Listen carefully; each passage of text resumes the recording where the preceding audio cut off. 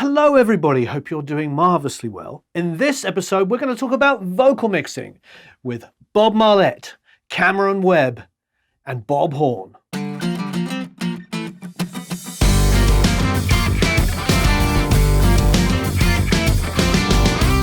So each one of these mentors, Cameron Webb, Bob Marlette, Bob Horn, are actually members of the Pro Mix Academy, which is a bunch of incredible producers, engineers, and mixers with amazing resumes that have all got together to give you incredible courses on mixing. Cameron, for instance, is mixing Electricity by Motorhead, a song he produced, engineered, and mixed. So you're going to be able to enter and win 3 copies of the Everything Bundle. That's got multiple Ulrich Wilde, Bob Marlette, Bob Horn, Cameron Webb courses with me, courses with Warren Sokol on mastering, you name it. There is tons of courses in there. Brad Wood, there's loads of guys in there. These incredible producers and engineers and mixers all got together to create these incredible courses. So you'll be able to win them. Just enter somewhere around here, down below and above, enter to win. So let's go to Cameron Webb first. Cameron explains how he high passes vocals to get rid of the unwanted rumble that won't transfer from one speaker to another. He also shows us how he uses serial compression, a combination of different compressors doing different incremental amounts of compression, plus a little bit of EQ to create an amazing vocal sound that sits in a really, really dense mix. You want to know how dense? A Motorhead mix. This is Motorhead Electricity, and this is Lemmy singing. We did 2 vocals. I paneled one to the left, one to the right, a little bit different performance. Let's just look at one for a second and just look at what did I use on it? What kind of compressors did I use? Obviously, I tracked with some compression. Don't track with EQ. I never track with EQ. Let's look at what's first in my chain. What do I go for? Looks like I went for a de-esser. So obviously, I was worried about a little de-essing. It pops up default, except the only difference is the range. It's usually down here when it's a default. Let's just see what exactly. So it's down there. I like the 7K. Sometimes I go a little bit higher, just depending on, I'll just listen. You never know. Like with this stuff, like obviously you pop in and it has a stock sort of thing. Always experiment if you don't know. I knew with this song, that's where it was, by experimenting.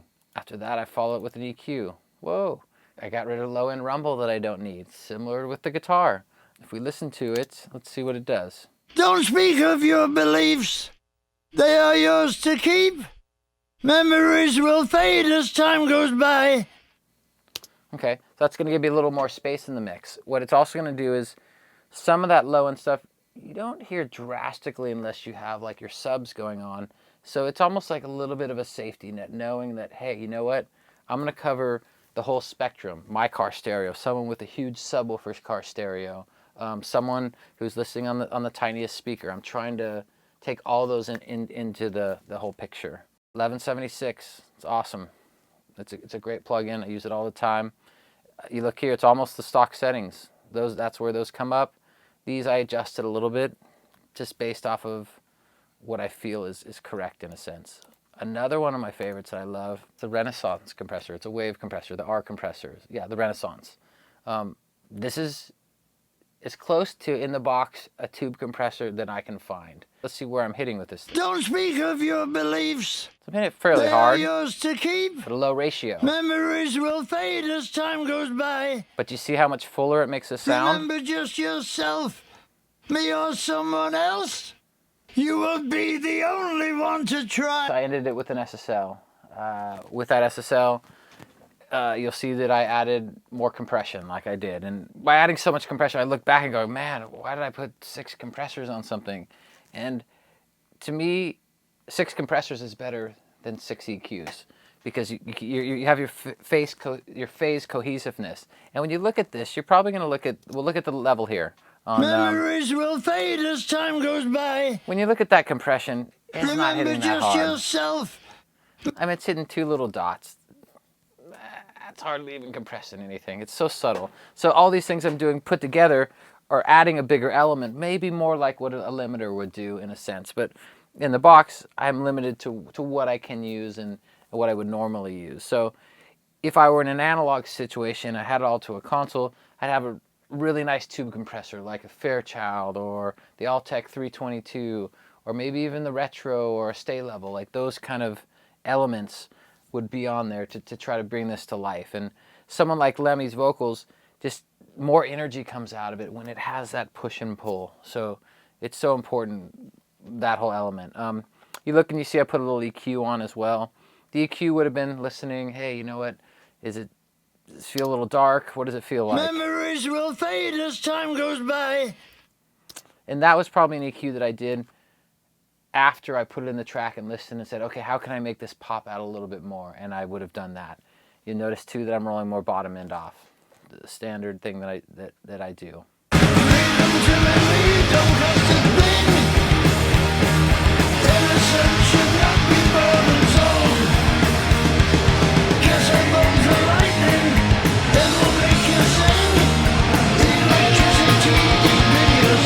Next up, we have Bob Horn, and Bob is showing us how he uses a fast release time in a compressor to make sure the vocal feels like it's up front. He also does DeEssing to obviously reduce the S's and the T's, and he doesn't mind getting a little bit more aggressive on that, because afterwards he follows it with a multi-band EQ, pulling out some of the aggressive high mids, then with another EQ afterwards where he'll boost some more high end back in. But by that point, it's been controlled really nicely by the DeEssing and the multiband. He'll also do some additional cutting on the EQ of the aggressive frequencies. Start with the lead vocal. If I don't hit the spot, give you chills, make you hot, I'm never gonna be in your back pocket. Get out of here, turn around, spit your game at the ground. Ain't got no sympathy for liars. I'm gonna turn the music down so we can just hear the vocals a lot easier. If I don't hit the spot, give you... So I have the lead, I have a doubler, a reverb, and a delay.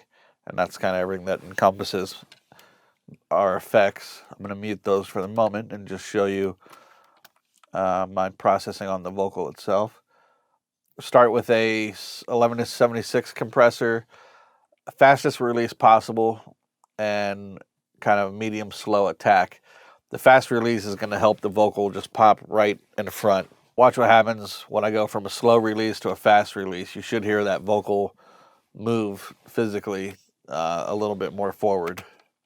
If I don't hit the spot, give you chills, make you hot, I'm never gonna be in your back pocket. Get out of here, turn around, spit your game at the ground. Ain't got no sympathy for liars. So I prefer a fast release because it just gets that vocal up in your face. It's a lot easier. I get that question all the time. How do you get your vocals up front and present? That's how you do it. Fast release. Hear a lot of rock mixes where the vocal's kind of buried and it's just gripped by compression and held really tightly. That's usually slower releases. The fast release is what's going to get it up front.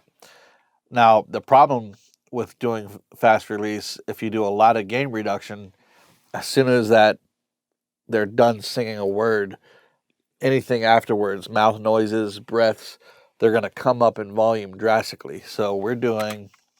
If I don't hit the spot, give you chills, make you hot. On the verse, we're doing 5 to 7 dB of reduction. When she starts singing louder, it'll probably get up to like 10 dB of gain reduction. Things like breaths and mouth noises aren't triggered by compression. A breath is going to get right through compression. So when that compressor is done holding onto that vocal and it releases, and then you have a breath happen, that breath is now 10 dB louder than it was originally because of your new compression and your fast release. So it actually, to make sure she doesn't sound like she has asthma, we need to go through here and use automation and kind of dial the breaths down. Some singers more than others, but you might see this kind of thing. And then when that compression releases, you won't hear that breath extra loud. Next up, we have a de-esser. We bypass all these and kind of put them in as we go. If I don't hit the spot, give you chills, make you hot, I'm never gonna be in your back pocket. Get out of here, turn around. So all the T's and S's, we're grabbing them fairly hard, 3 to 6 dB.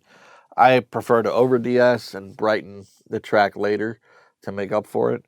I just want those S's really controlled, so they're never offensive. They're never biting your head off. You know, you're listening loud in the car, or if it's a club song, listening in the club, you never want to have those S's jumping out the speakers and hurting people's ears. Next up, we have multiband compression, working on 3 different areas. If I don't hit the spot, give you chills, make you hot. I'm never gonna be in your back pocket. Get out of here, turn around. So kind of irritating, high area, just taming that. If I don't hit the spot, give you chills, make you hot. Kind of honky mid-range area, working on that, containing that real well. And then the super highs, almost like another de-esser, but this is grabbing more than the S's. This is grabbing all of the air of her vocal as well. So we're just really holding on to it and making for a nice warm vocal. If I don't hit the spot, give you chills, make you hot. So next is Pro Q2, filtering out some unnecessary low end, pulling out a little bit of kind of low mid tubby frequency area.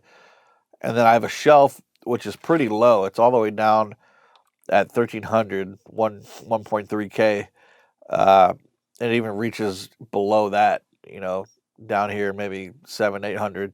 So this shelf is just taking from the mids all the way through the high mids and the highs and just raising all of them.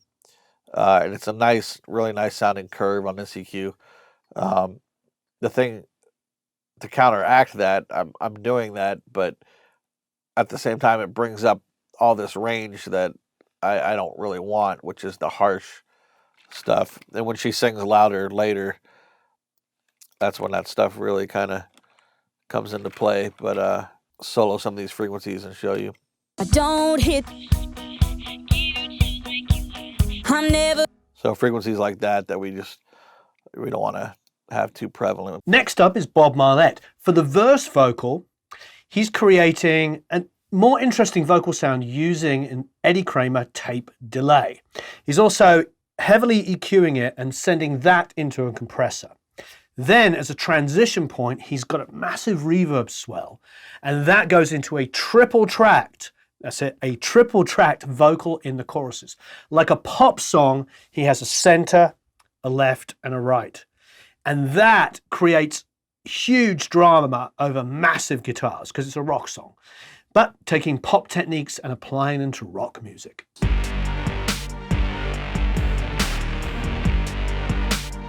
So let me solo her to begin with. Staring at a clock that's running down. She hasn't had a chance to look around. Maybe look. Now with the vocal, what I wanted was I didn't want it to be very reverby. I wanted it to be sort of right in your face energy, but I wanted some effect on it without getting too crazy.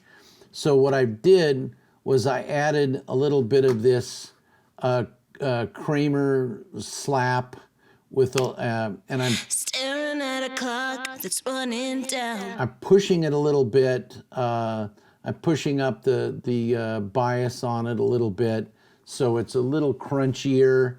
Then let's see. Again, with a vocal like this in this verse, you don't really want it to be too big. You want it to be able to kind of have a focal point in the center so it pops out. And so it's not quite filtered, but it's definitely, there's parts chopped off and added. So Staring at a clock that's I'm running getting rid of down. essentially She everything hasn't had from a chance 200 to hertz look down. around. And then Maybe I'm there's a way. dropping everything from the lows too, so there's no poof or bumps or anything. Then I'm giving a pretty nice boost at 2.5, and then another boost, I think I'm at about 4K, yeah, around 4K. And then I got a nice little bright bump up at the top. Then I use the CLA 1176 over the UAD, because I find that this one's a little crunchier and a little bit more aggressive, and I just like the the tone of this particular version of the 1176. It gives us just a little bit more pulse. And now here's something that's, you know, you kind of want to make that decision on, like a lot of more alternative vocals, they'll take up, you know, move the attack down a little bit and the release to make it a little puffier, so it sounds a little bit more analog, puffy kind of sound. But in this case, I wanted it to be fairly aggressive and a fast, quick release on and attack on it, so it feels. So it just kind of pulses quick, so it's not too. I don't want it to be too round. In the pre-chorus, I wanted the vocal to start its development, its crescendo, if you will. I added the reverb there because I wanted that to be the beginning of it sort of flowering open into the chorus. So I added a little bit more reverb to it. Wait until so it feels like it's. You can hear all the delay that I've added. So now, let's listen to the development of the verse into the pre-chorus. It seems so hard without a choice. Dry in your face. Without a voice, he does his best to close his eyes. It's not too late if you don't die. Wait until the stars collide. Okay, now here is a big one that I was very influenced by a lot of the big pop records. When we get to the chorus, all of a sudden, we get here. Told you, after everything I showed you. 3 tracks of vocals, hard right, hard left, and center. So when you listen to it in context, you got this nice, you know, you're coming from a point of center, still center, but a little reverb, chorus, opens up wide stereo.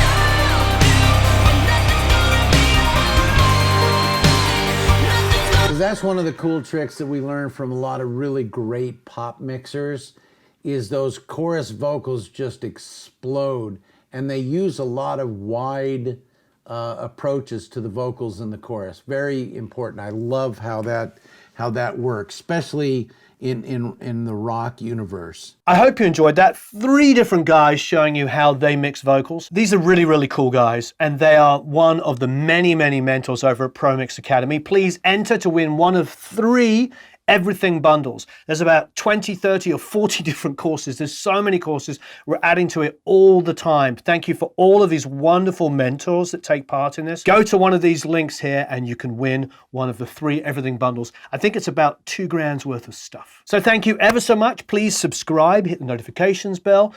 Don't forget to enter. Have a marvelous time recording and mixing, and I'll see you all again very soon.